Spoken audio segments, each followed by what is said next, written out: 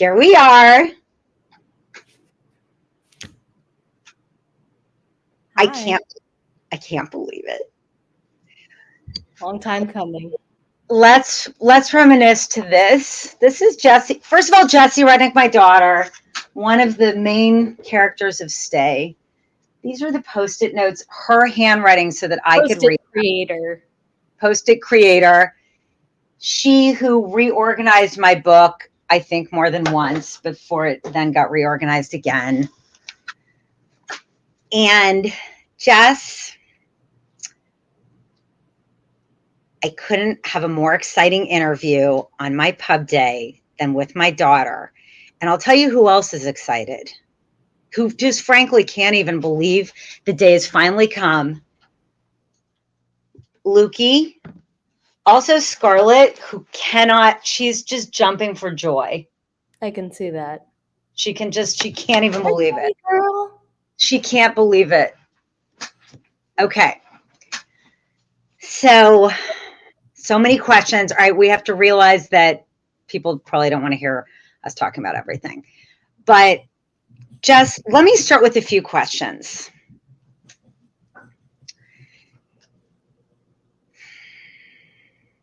How do you see...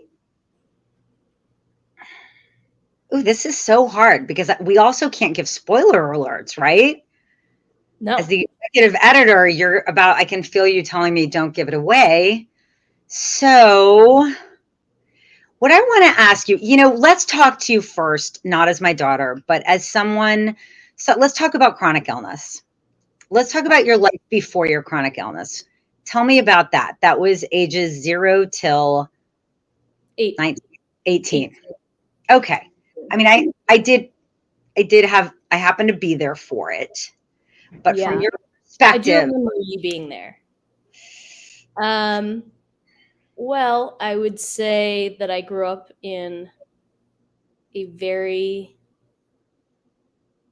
loving, idyllic home, and I was fortunate enough to grow up in a really beautiful place that had a lot of community and support, and like one of those places that is like right out of like a TV show, where you walk to school. And so it's not that I didn't have any type of struggles until the chronic illness, but I would say for the most part, I was very fortunate to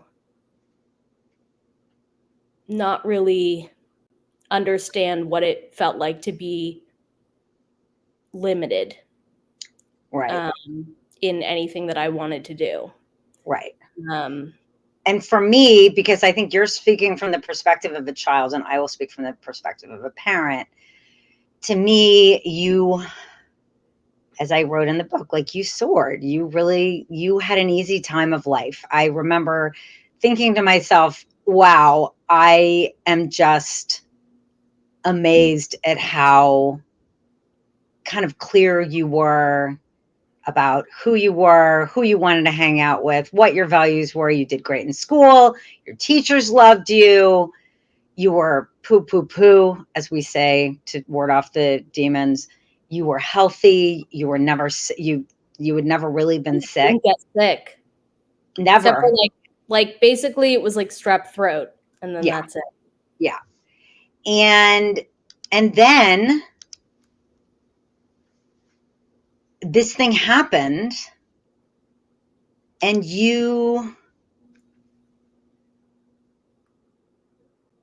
all of a sudden you went from being one person to then suddenly you were getting dropped off for college, and you had stomach things for a while, but it was just like, oh, you were nervous for college, whatever. And then you were diagnosed with a severe chronic illness of ulcerative colitis out of the clear blue sky, literally the weekend of move-in. In fact, you did not make it to move-in. I did not. And we're not going to go into all of it, but I think I guess this is what I'd love to hear from you, because I think one of the reasons. Well, let me ask you this: why a lot of people ask me, I can't believe your daughter would want to share, like, be in your book. Like, are you sure it's okay with her? And why would she, I mean, of course, no one says it like that, but it doesn't. Since I have the misfortune of being able to read all bubbles, whether they exist or not, over people's heads, I read that Yeah. as, yeah. So I want to know, as you Anything. know, we've been over this, and I asked you all along the way and said, at any time you tell me as you're getting older, if it's so, tell me why you decided that you were okay with, or maybe supportive of, sharing your story of your journey from being a healthy person to being a person who manages chronic illness and will for the rest of your life. And then we'll talk about the gifts of what that gave you on the other side, so it's not all doom and gloom. Yeah.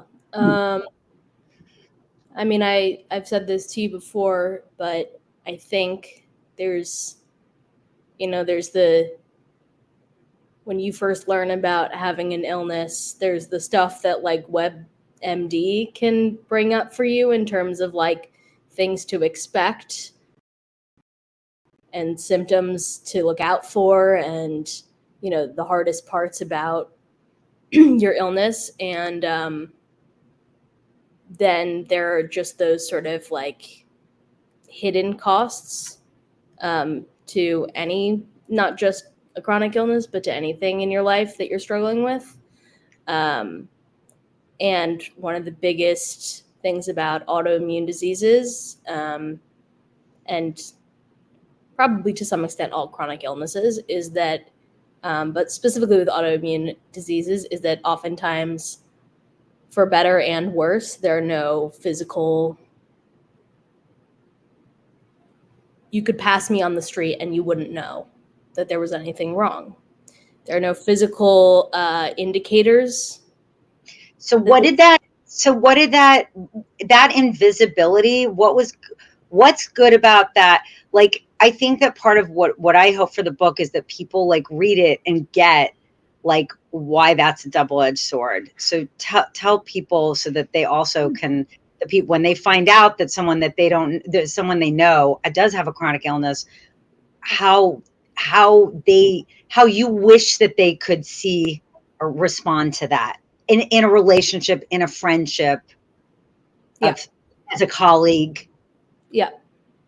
I think that, it's for better and for worse. For better because there, as much as we'd like to believe that we live in a world where people don't look at you differently or discriminate or, prejudge your who you are based on a medical disability. The reality is people do look at you differently and they treat you differently. And it's not always a bad thing to be treated differently. I mean, I need accommodations and that is different treatment. But I think in spaces where you don't want to stand out, where you're worried that people might hold a disability, an illness against you, whether they're aware that they're holding it against you or not, Yeah. um, to be able to mask it and um, blend in. It's what literally humans are evolved to do, is to blend in. Um, and so the ability that I can have to fly under the radar when I don't want to stand out, um, allows me privacy, and it allows me the ability to not have somebody just single out this one thing about me and use Right. it to define who I am as a full person. So Yeah, that's like the great thing. yeah. That's the blessing. Uh, but the curse is that there is a price to Um, Hiding?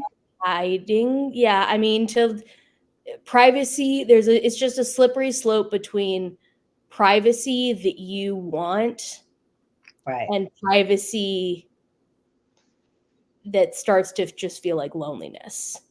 Yeah. Um, Wow. and That is such a when, that is like, such a loneliness to me has been the sort of the flip side of privacy. Like loneliness and privacy are like two sides of the same coin here. So like, everybody's leaving me alone and so they're not in my business, and like in some ways that's really great, but on the other hand, maybe I need them to be in my business, and when I'm not doing well, it feels even more difficult to reach out for help because nobody even knows why I would need help in the first place. Um, Nobody's ever put on notice about something that I'm going through unless I have to be the one to initiate that. And in a world where people just have also learned not to like pry into other people's business, um, if you're somebody like me who has a lot of pride in their ability to be self sufficient, and to get things done and not be seen as like weak. Um, Sam there, Rudnick. uh, Sam uh, Rudnick. How very symbolic that we all. Okay, we won't go into that. But anyway, um, please yeah, continue.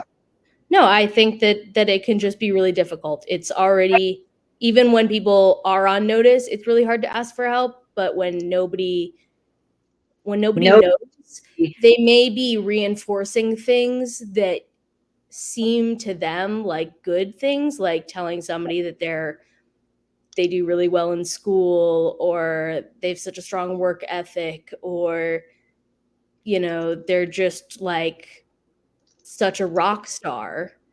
And when you feel like they're only saying that when they're not when they're only saying that when they're saying that, but they don't know the whole picture, they don't see the whole version of yourself, it's like you don't want to ruin the image.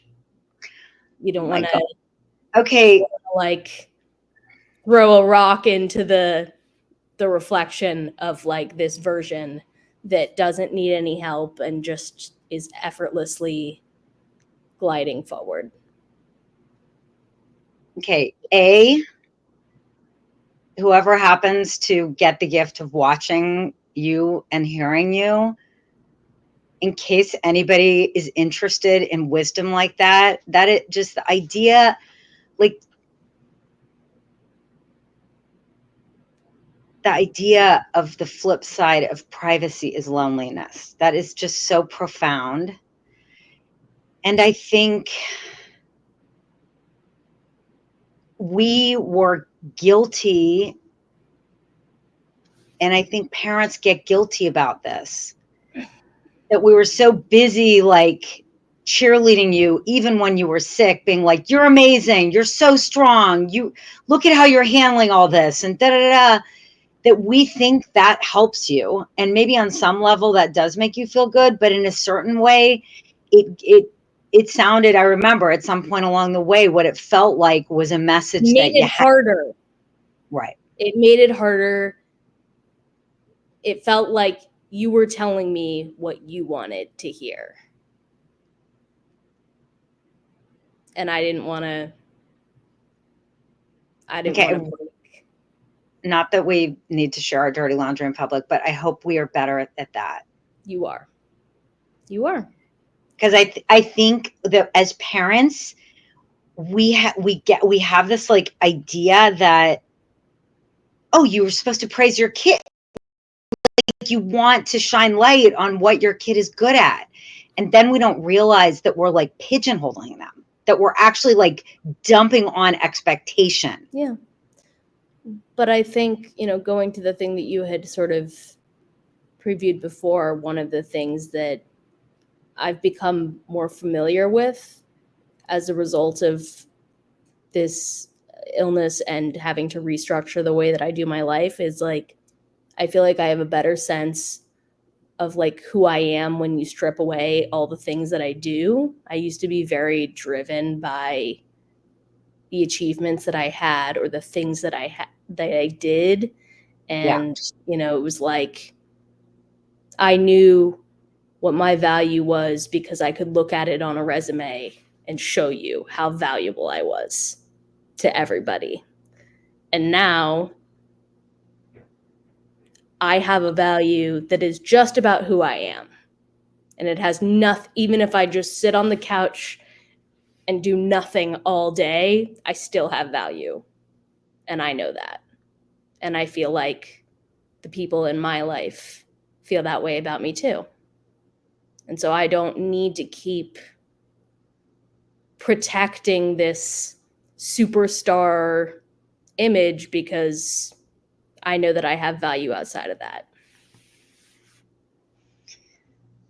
I'm just like, I'm not often at a loss for words, but that, first of all, may it be so for all of us. I aspire to that. And as I say in the book, I what was so amazing in this story of you and me and Danny is that it started out me seeing myself in you at that age before you left for college, and seeing me and seeing like, oh my God, I was so driven and I was so had it all. And what happened? And then like shit happened that blah, blah, blah. And that's another thing. But that I always sort of like was so grieved that. And then to watch you, and I don't want to spoiler alert, but to watch you go from being just like that to what happened, to watching you go through what you went through as a college freshman in a dorm room, dealing every day with ulcerative colitis, which is painful, which our society, like It's nobody talks about. embarrassing. That's what. So I think you should speak to that, because I think like you are representing millions of people who have inflammatory bowel diseases. Right. There's something, it's not like pneumonia or, God, I don't really have any other examples, but, you know, it's not just about the physical pain, it's about the shame that goes along Yeah, with these symptoms specifically of having to go to the bathroom. I mean, nobody wants to talk about going to the bathroom. The only people in society that wear diapers are babies and people in nursing homes.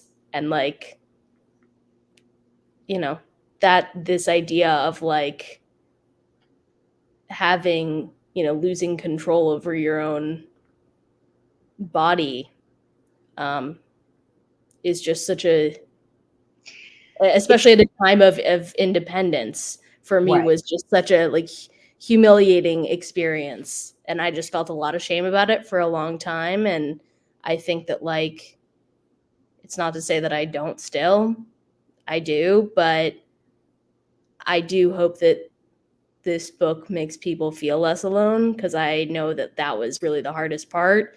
And I was lucky enough to have, a couple close friends who were going through, um, who also had like ulcerative colitis or Crohn's. Um, and those are still people to this day that I um, feel deeply connected to, because I feel like they're some of the only people that I can be 100% honest with, that won't be grossed out, um, Right. by a reality that I have to live in. Right. That I don't want to talk about to most people because I don't want to gross them out, because Right. I'm grossed out. So if I am, and it's my own body, I mean, why wouldn't they be? Um, but it is what it is, and like I have to live with it for the rest of my life. And anybody who has this illness has to live with it for the rest of theirs. And like it's just not practical to be alone. And like my therapist says, shame shared is a shame halved. So Oh, that's a good one. That's a really good one. yeah. Yeah, and I think it's just our society that I think like sometimes any sort of disability, people have that negative reaction of like avoidance because it's like a natural part of it's like, well, if we avoid it, it won't happen to us. You know, it's like when you hear of a Yeah. plane going down and you check which airline it was and where they were going. If it was going somewhere where you don't usually go, you're like, well, you know, it's a mishigas in your mind, like it's fine, it's good, it's safe. And so I think there is part of that. And I think what's been amazing is to watch how you have grown into this person and woman who just accepts all of it, and that you know you don't like I could trot out your resume right now and it is stupendous. Thank you. It's amazing what you're doing for the world. It's as amazing as I think you would have done it had you not been sick, but the clarity that you found from it is amazing. And I think that the message of like for people around you to know that it like if you have a friend or a sibling or a anybody and you find out that they have a chronic illness no matter what it is, that to understand that just you because you can't see it doesn't mean that it's not happening. Yeah. And it's a lot like grief actually, because it's like when you lose someone, don't really want to talk about it. They don't know what to say. I They, don't know they what to say. don't want it. They don't want to They like feel break like they're intruding on your privacy and they right. want to give you your space, but it's like at a certain point you're Yeah. just alone and you're like, well, Yeah. I have all the space. Yeah, exactly. But I think okay, so this is what I'm hoping for this book and with you and your being it, like sharing your story is that people will feel more able to speak up and and claim. I mean, so much of what I have claimed for myself is instead of hiding these parts of ourselves in our lives, that we integrate it and we say, yeah, you know, like when people are going to read this book and they've known me for my whole life and they really have no idea what went on in our family with Danny. And you know that a lot of times people are like, wow, I just never would have known, which is sort of code for like, but you have your shit together, or how could that have. And it's like that's Yeah. such a bad message for people. You can be all things. Everybody has something. So Right, I do feel like even if you don't have a chronic illness, like everybody has something that they're going through, and like most people are pretty good at hiding it. And so it is. like Yeah, it's and they don't want, well, for a variety of reasons. Maybe they don't want to talk to people about it right then. Maybe they're still working it through it themselves. Maybe they don't want to bother other people. Maybe right, they're embarrassed. Maybe they're ashamed. But like people, you can't live for a certain number of years without having something. And right, like it's better to just go around and assume that everybody has something right. than wait for a big flashing sign. Exactly. That is so very true. And the idea in our society that some things that you have are like acceptable and some things aren't, it's like to also understand your own awareness. Like I hear you talking and you're talking about how like, you know, poop, that's just something we don't talk about, or diapers, that's just something like that's for, you know, and I can feel even my own internalized thing where I'm like, but wait, I want people to know like Jesse had all three. Well, I don't want to do a spoiler alert, but like, thank God your like system works. But there, for a lot of people, they are going to have to be in diapers, or they are going to be in a wheelchair, or they are going to be in a whatever. And to realize like that a lot of it is just like our own fear and thinking that somehow our avoidance is going to keep us away from misfortune, which is really such Yeah. magical thinking. It doesn't. It just makes you more alone. It makes you more alone, It and makes you more alone when something, because something will happen to you. right, Something right, eventually does hit, you'll be alone.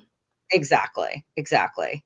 But on the brighter side, so we can end on a, because it sounds like I want people to understand that part of the glory of your story, and I think of the book and what I hear so much from, you know, whether it's like the people just that I know, or it's like Anne Lamott, who would have guessed, is how funny it is. And so much of how funny it is you and your humor and your dark humor and just how you got to have it, and just fun we had through it. And even though this little girl who was, we learned, okay, she continues to not be Carly. Look, Oh, her eyes are open. She continues to be completely, all right, uninterested by pub day, but still the healing power of our dogs. So, Jess, Mama, I love you. I I'm love you. proud of you. And I'm just, I think this is scary for both of us. Yeah. It's really scary to take it out of our little post-it session and to imagine like we who were Well, both like raised on, real people reading it.